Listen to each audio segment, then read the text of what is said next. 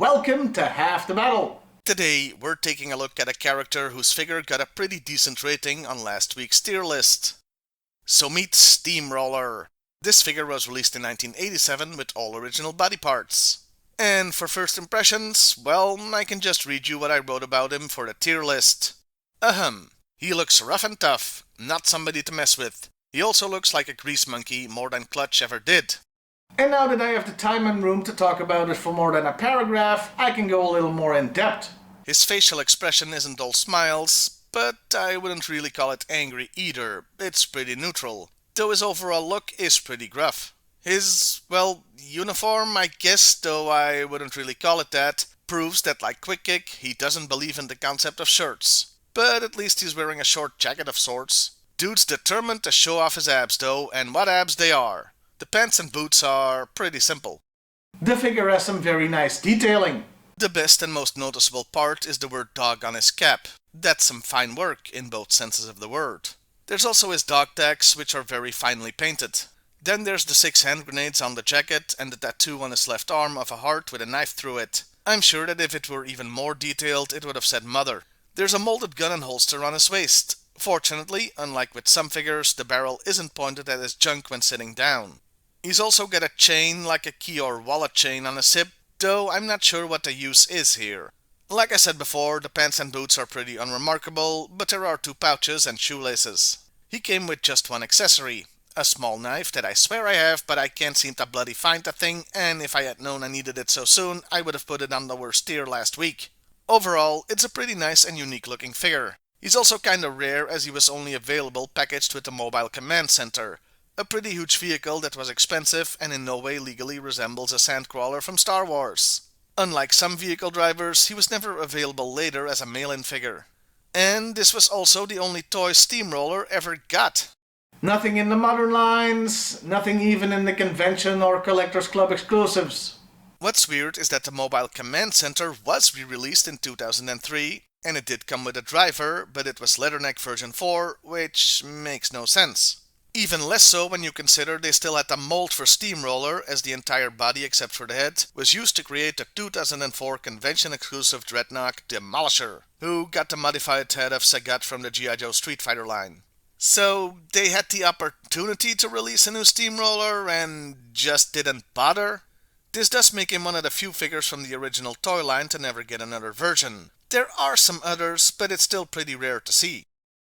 With that, it's time to talk about the character, starting with the file card. And the first thing I have to say is, that is some ugly card art. The face looks bad, the cap looks like it's got a post-it note stuck on it, and he's actually wearing something under his jacket? That's sacrilege, we know he doesn't believe in shirts. I've got a feeling this art was very much an afterthought during the production of the MCC. Anyway, his real name is Averill Whitcomb, and his specialities are heavy equipment operator, No duh. and armor. The card mentions he has experience with all kinds of very large vehicles, which is why the Joe team picked him up.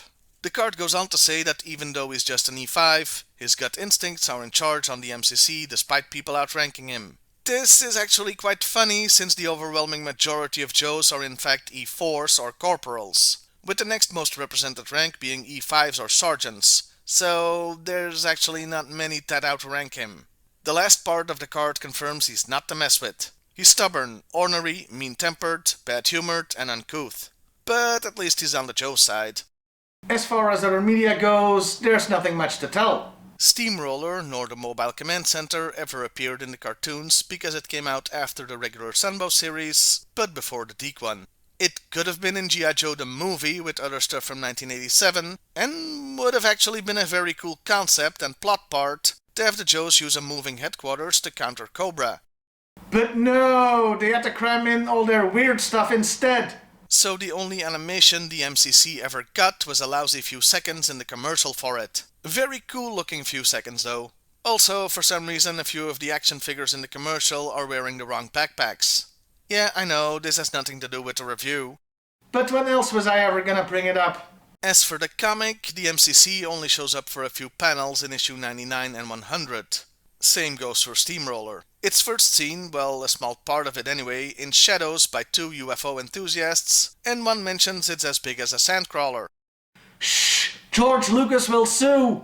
Yeah, in 1987, Hasbro didn't own Kenner yet, so they didn't have the Star Wars license, meaning this was pretty risky. Good on Larry Hama for calling it like he sees it, though. Like I mentioned, Steamroller himself shows up for a couple of panels in issue 99, but they didn't put the word dog on his cap. Major failure there. The last appearance for both driver and vehicle is in issue 100, where it was buried under sand and pops up to take out a Python Conquest. And here, Steamroller's hat says Mac on it for no reasons I can think of. Like Mac Truck? What the hell? The Conquest is taken out, but the pilot aims it at the MCC, taking out one of the tracks. So it's done, with Steamroller saying he respects the pilot, but he's still gonna kick his ass for doing that. And that's it for comic appearances. And that is indeed it for Steamroller. It's not surprising there's so little of him since the main attraction was always gonna be the Mobile Command Center, but it's still a shame we didn't get to know him more. All we have is one good figure, and I guess that'll have to do. For now, anyway. Well, I'll see you next time, everybody. And hey, why not like, share, and subscribe if that's your thing?